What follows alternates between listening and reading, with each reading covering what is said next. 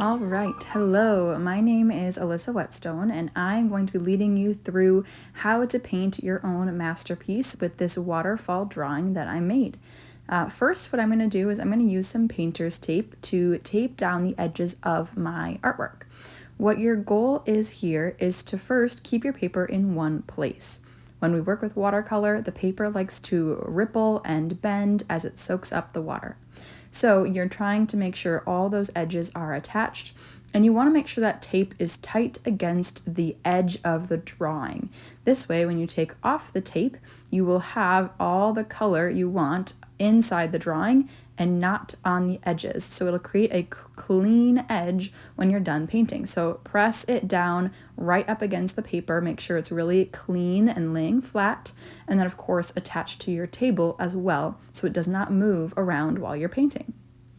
There are lots of different types of tape to use. Really, any of your regular old blue painter's tape. This green stuff is just a brand I like that really peels off paper very well, but it's on my recommended supply list back on my website if you want to go take a look at that. Now, we're going to start by painting the sky. When we do a watercolor painting, most often the sky is the place to start because it is furthest in the background. When we are painting with watercolor, we have to start with the lightest things first, or the things that we can paint on top of. We cannot add light on top of dark when working with watercolor. That's why you might notice that my sky is a very, very light blue. I'm using a lot of water, not a lot of paint, to make my sky appear. I can always make it darker. I can add little bits of darker paint on top because it can always get darker, but it can't get lighter. You might also notice I'm not worrying about the exact edges of my bushes and plants because I know I'll be painting on those later and it will cover up a little bit of the blue in my sky. So while I'm not painting on top of everything, I'm not being picky about where my blue paint ends. You'll also notice I'm painting side to side. That's because the sky looks horizontal, or if we look across the sky, we want those lines to go side to side. That's going to change when we're working with our waterfall. Now you'll see that I'm painting vertical. That's because the water is flowing up and down. Now I mentioned we can't add white, so I'm really not painting a lot of my waterfall. Most waterfalls are bright white, so I'm only adding little bits of blue shadows to the waterfall. The rest will stay white. On the water down below, I am spreading my paintbrush kind of side to side and moving it around to make that water have the smooth surface that I want it to, like a body of water would once it has settled down from the splashing waterfall. I'm not going to worry about covering up some of the rocks because the rocks I plan to make darker so that they can still be seen. Now, I know I'm moving kind of fast, but you can always pause this video and take a look at what I was doing or rewind. That's why it's here for you, so that you can take your own time to complete your masterpiece. I'm going quickly just because I want to make sure that you're not here forever in case these instructions are simple for you. If not, no big deal, just go back and try again, or listen again, or try again. Really, I hope you're just here having fun. Now, I'm moving around to make some kind of rock earthy colors, so I'm mixing a few browns. If you don't have different kinds of browns in your paint, you could also try mixing some other colors with brown. Try making a cooler brown or a lighter or warmer brown by mixing either blues with your brown or reds with your brown. This is going to create an interesting variety of earthy tones for your rocky cliffside. I'm now kind of being careful, especially near my waterfall, because I know I want to keep that water white. So that's probably the spot I have to be the most careful. But I don't have to be as careful when I get close to mossy edges or plants or bushes because I know I can put some green on top of my brown. I am keeping my brown very, very light, which means I'm using a lot of water, because I want to make sure I can add my shadows later because I can't add my highlights later. That means my lightest color is first.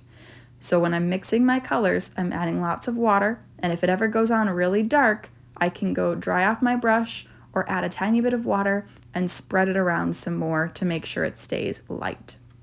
You can paint right up to your tape or even on top of the tape because that tape is protecting your paper. That's what will give us a nice clean edge when we take off the tape at the end. Now I'm keeping all my rocky edges the same kind of brown for now, but we'll be going back later to add some more variety to that brown. Variety is a spice of life. In art, it means you're changing things up, you're changing the color up, the texture up, the line up. That makes your artwork look more interesting. So even though we're picking one brown, you'll notice it looks kind of flat. That's because later I'll go and we'll add some more different variety of colors and textures. All right, now from here, I'm going to keep jumping across my painting because when painting with watercolor, if you don't want things to mix, you have to make sure that they are dry before you paint next to them. So I don't want to paint things side by side that are two different colors very close together. Otherwise, those colors will mix. So I jumped to my rocks. Now that my water has had time to dry, I'm jumping back down to the rocks next to the water, not the rocks on the cliff. I went to the cliff first because I knew that I could paint that without worrying about it blending. Now I'm painting the same kind of general brown tones to my rocks. Maybe you want to do more of a gray, that would be fine too, but you're keeping this just your first layer of a light value of this color. Now on the side of our image here, we have a little bit of a path, so I added my brown to that, and the bridge across the top is also a stone bridge, so I'm adding some brown to that. I'm just jumping around to each area, adding those base colors so I can build off of them later. Pretty much the last group of colors we're going to be using in this painting is green. Green is one of my favorite colors to paint because there are so many different types. Technically, you could say that about any color, but in nature we paint a lot of greens. So thinking about your value of green, the warmness or coolness, how saturated it is, how bright it is, that can really change the feeling of your landscape. I like to mix my greens with a little bit of brown to actually tone them down because if you look in nature, greens aren't super vibrant. Most of my paint colors are actually mixed with a tiny bit of brown. That's because in real life, things are not super bright and neon or like the colors that we get straight out of the paint tube or in our paint palette.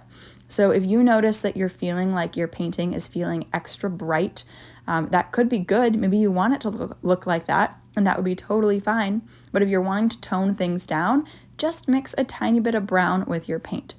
Or, here's another artist's secret for you, mix a tiny bit of the opposite color. The opposite of green is red.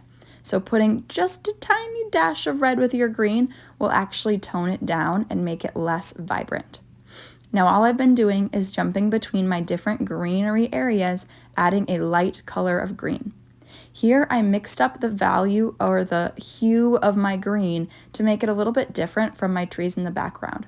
So if you have different areas of greens, it can be helpful to have different areas of greenery. It can be helpful to have different types of greens. This makes them seem separate from each other or like different plants. I'm making these bushes up front a little bit cooler, so I had a little bit of a cooler green, less yellow than in my trees up behind my waterfall. All right, we have finished our base layers of paint. Next, we'll be adding our dark values and light values. I'm going to take a break, have some of my tea, and wait for it to dry. If you want to speed up your drying process, you can also use a hair dryer or blow dryer and blow that on top of your painting to speed up that drying process. We need it to be dry because what comes next has to not blend in with what's below it. We want to create layers and value, making some more darker and, well, just darker areas. Here, I'm going to go down to the splashes of my waterfall and add a few little wiggly, jumpy lines with my paintbrush. I'm helping that feel like it's not completely flat. I'm using some shadow. So I just take my brush and go kind of underneath some little areas, playing with horizontal lines, dashing and jumping around to make the water have some different activity. The biggest things to keep in mind here is less is more and horizontal. Your lines should be going side to side because the water is flat. You can curve the lines a little bit to kind of echo how they're splashing away from the waterfall, but mainly it's side to side. That will keep the illusion of depth and making that water feel like it's flat, not falling down like the waterfall. You can kind of jump around. If the water or the paint is not starting to show up anymore, always feel free to refresh and get some more paint. But always start with the lightest you can, because as I've already said, you cannot add light colors on top of dark. So don't go too dark too quickly. Next, we're going to be going back into our cliff walls. So I'm mixing some browns, a little bit darker brown this time, and I'm following the pen lines that are on my paper to choose groups or areas that I think should have some shadow. I can definitely add some shadow underneath these viney, leafy areas at the top, since that would be where there would be shadow kind of from the edge of the top. I'm going to follow those lines and create little areas of dark shadows, or maybe even adding a few more of my own lines, going horizontal side to side, because that's kind of how these striations in the rocks are going. Every once in a while, it can be fun to do a little bit of a dash down like you see me doing, to show how the water has run down or there's been some erosion in the rocks. So adding a few of those lines are going to show the direction of the cliff or the rock. So you'll see here, if my lines are diagonal, it makes the cliff kind of feel like it's leaning to the side versus up and down. Here I'm using a bit of what's called a dry brush technique. With still a tiny bit of paint on my brush, but mostly dry, I'm using the side of the brush to just scratch and create a texture. A dry brush creates a more scratchy texture than a wet brush. You want a little bit of pigment, but barely any, really not any water. You can even dry off your brush a little bit before you add the pigment to it. Then go side to side to create that texture. Here I have more paint than my dry brush technique, and now I'm creating some shadows on the left side since I already made some on the right. Again, I'm following the lines of the pen to make my directions and shadows make sense with where the drawing is. So right along the edges of those mossy green areas, right underneath of those different edges. Here I'm going to go back with that dry brush again and just kind of pull down. So I tried to dry my brush off first, and I'm leaning my brush to the side to really show that texture without making a solid line. It's a really fun technique to play with, but it can take some practice, so no big deal. If it ends up covering up more than you want, you can either go back with a paper towel to lift out the paint you don't want, or just roll with it. I tell my elementary students all the time that we turn our mistakes into masterpieces. So I hope as you are painting along with me, if things happen, you can open your mind to something new that you could turn it into and embrace that mistake as part of your art and enjoy it as something new. Here I'm going up along the top and continuing to add different shadows along the edges. One of the things to keep in mind is that you want to leave light areas. Don't cover up everything with shadows, because the light areas are your highlights. You want highlights. You have to think a little bit backwards with watercolor. Leave the empty areas, the white areas or the light areas, and paint around them with shadows. So you're just slowly getting darker and darker as you layer. There isn't an exact right spot to put each shadow. It kind of depends on what you want, or look for different lines in the drawing that gives you cues. Think about it in clumps. There's not an exact number of shadows equally spaced. Instead, pick an area and give it a shadow, just like that part of the rock is dented in or dented out. Besides adding shadows, you could add some different types of browns. Here I'm adding a bit of a warmer yellower brown just to create a variety, again with my kind of dry brush. So I'm getting a little bit of yellow brown and I'm just swiping my brush back and forth to add that into the different areas that are missing something. Still leaving some of those light areas completely light.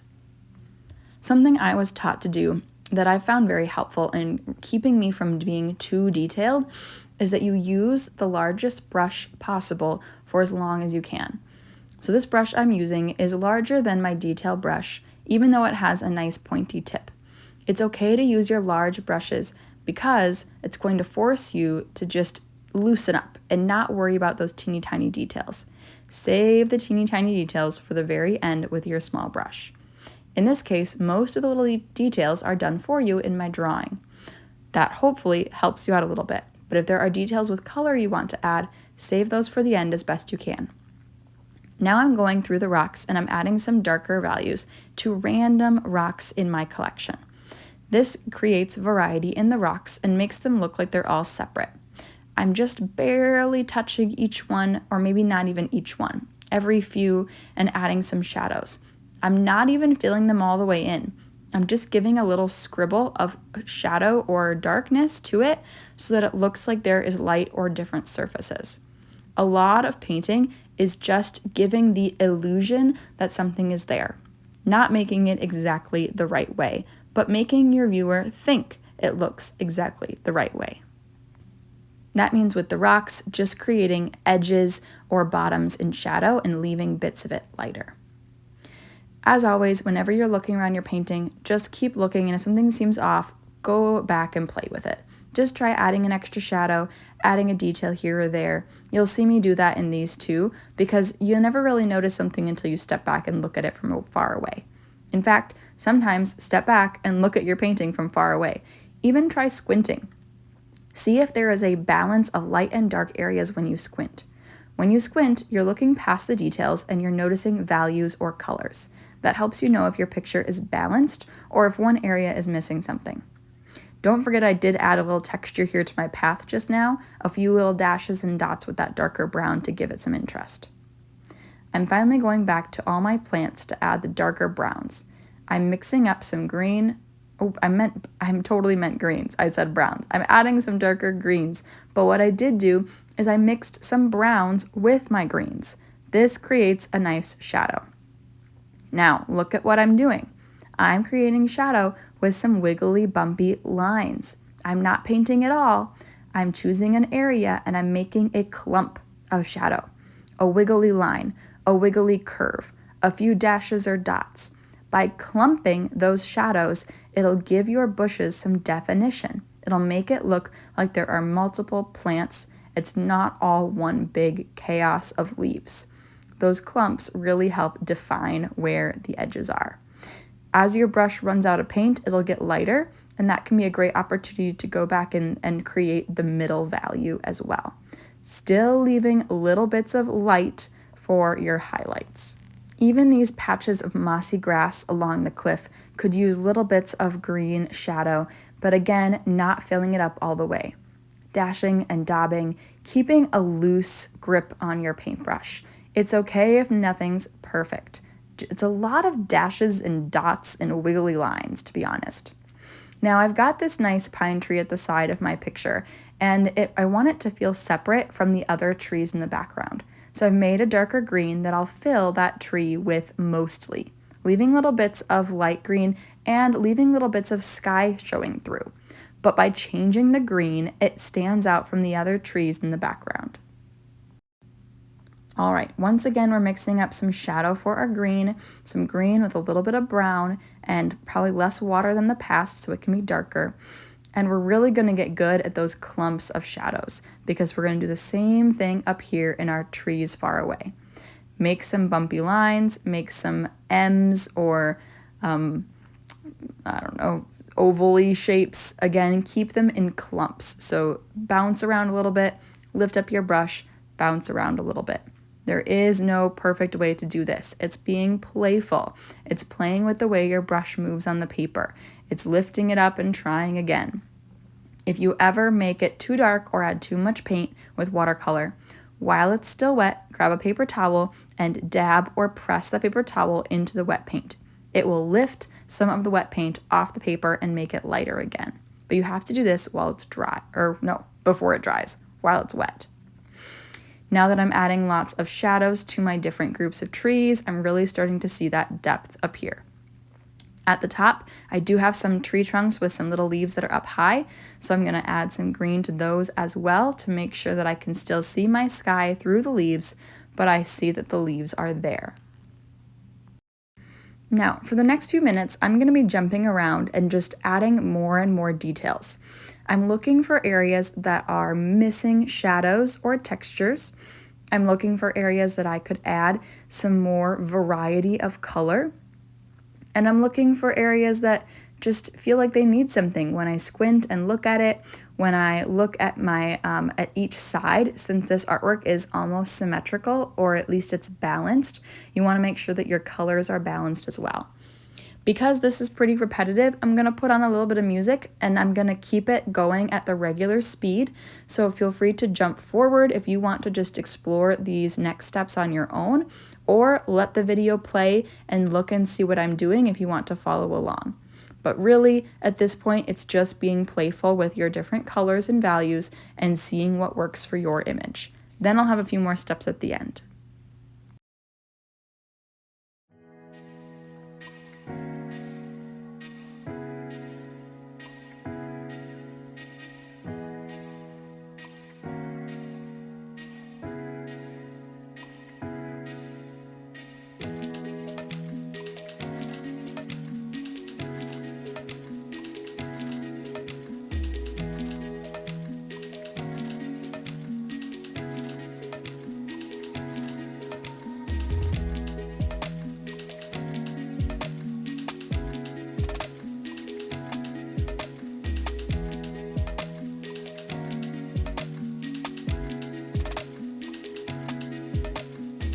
All right, I finally moved to a smaller brush because now it's time for these plants in the most closest foreground. The foreground is the space of the picture that is closest to us. In this case, I have a few little plants with some leaves. Once you get a green mixed up, it's pretty much just color in the lines. Now again, you don't have to color it in perfectly. Just getting a general idea or shape of the design will help it look like a leaf or a plant. In fact, you could even add some more that don't have outlines, or add some more leaves if you want it to look more full. There's not really a way to do this part wrong. I would suggest picking a green that's similar to the rest, but maybe you add something a little bit unique to it, whether that's a different brown or a little bit more yellow, so that this plant can stand out from the others, since it is so different in texture and line than the plants we've done so far.